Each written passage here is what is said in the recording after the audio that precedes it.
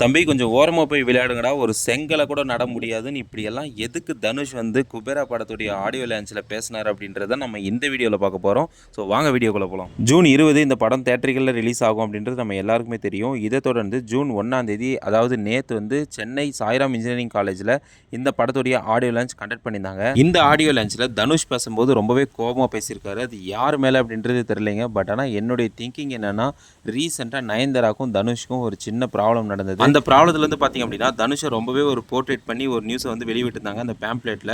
So இன்னாருடைய மகன், இன்னாருடைய சகோதரன் அப்படின்ற மாதிரி அந்த லெட்டர்ஸில் இருந்தது. ஆக்சுவலாக என்ன இஷ்யூன்னா, அதாவது நயன்தாரா, விக்னேஷ் இவங்க 2 பேருடைய மேரேஜ் ஈவெண்ட்டில் அந்த ஆல்பமில் வந்து பார்த்திங்க அப்படின்னா அந்த ஒரு சாங்கை வந்து யூஸ் பண்ணியிருப்பாங்க. லைக் வந்து என்ன பாட்டு அப்படின்னா, நானும் ரவுடி தான்ன்ற படத்தில் வந்து ஒரு சாங்கு. ஸோ அந்த நானும் ரவுடி தான்ன்ற படத்துக்கு ப்ரொடியூசர் யாருன்னா தனுஷ்.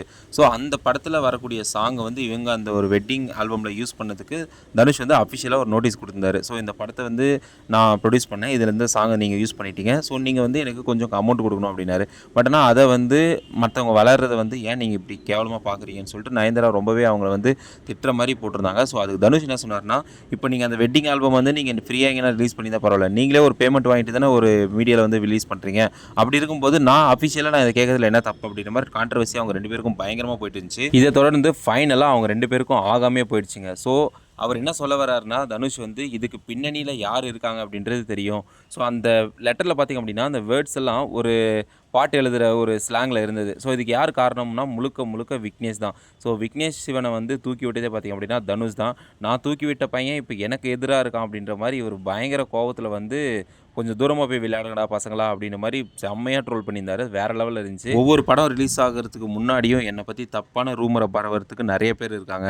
அப்படியெல்லாம் இருக்கும்போதும் என்னுடைய படம் வந்து ரன் ஆகுதுன்னா அதுக்கு காரணம் ஃபேன்ஸாக இருக்கக்கூடிய நீங்கள் தான். உங்களுக்கு நான் எப்பவுமே நன்றி கடன் பட்டிருக்கேன் அப்படின்னு சொல்லிட்டு தனுஷ் வந்து ரொம்பவே எமோஷனலாக பேசியிருக்காரு. இது மட்டும் இல்லாமல் இன்னொரு இஷ்யூ போயிட்டு இருந்துச்சுங்க. அதாவது சுரீன் சாவ்லா அப்படின்றவங்க வந்து, அதாவது என்னென்னா, இந்த ஒரு தமிழ் படத்துக்கு நடிக்க வரத்துக்கு கால் ஷீட் கொடுத்துருந்தாங்க. அப்போ அவங்களுக்கு ஹிந்தியும் வரல, இங்கிலீஷும் வரல, தமிழும் வரல அப்படின்ற பட்சத்தில் ஒரு நல்ல ஒரு ஆக்டராக இருக்கக்கூடிய ஒரு ஆள், அதாவது நேஷ்னல் அவார்டு வாங்கியிருக்காரு. அவரை அந்த படத்தில் ஹீரோவாக பண்ணுறாரு.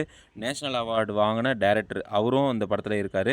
ஸோ இப்படி இருக்கிறவங்க என்கிட்ட தப்பாக பிஹேவ் பண்ண பார்த்தாங்க. ஸோ அதனால் நான் வந்து அவங்களுக்கு கால் ஷீட் கொடுக்கலன்ற ஒரு இதை சொல்லும்போது அதுக்கு எல்லாரும் என்ன சொன்னாங்கன்னா, இது கண்டிப்பாக வெற்றிமாறன் அண்ட் தனுஷ் காம்போவில் வரக்கூடிய வடச்சென்னை 2க்காக தான் இந்த படம் இருந்திருக்கும். ஸோ அதனால தான் இவங்க தப்பாக பிஹேவ் பண்ணியிருப்பாங்க அப்படின்ற மாதிரி போர்ட்ரேட் பண்ணாங்க. ஸோ எந்த ஒரு விஷயம் நடந்தாலும் சினி ஃபீல்டில், லைக் யாருன்னா டிவோர்ஸ் ஆனாலும் சரி, இந்த மாதிரி எதனா ரூமர் பரவனாலும் சரி, எல்லாத்துக்குமே காரணம் டி. ஸோ தனுஷ் தான். இதுதான் ப்ளேம் பண்ணுறாங்க. இதுக்கு பின்னணி யார் அப்படின்றதும் எனக்கு தெரியும் அப்படின்னு சொல்லிட்டு ரொம்பவே கோபமாக பேசியிருக்காரு அந்த ஆடியோ லான்ச்சில். அப்புறம் இன்னொன்று சொன்னார், இந்த குபேரா படம் பார்த்திங்க அப்படின்னா இப்போ இருக்கிற அரசியலுக்கு கண்டிப்பாக இந்த படம் தேவை அப்படின்னு சொல்லிட்டு சொல்லியிருக்காரு.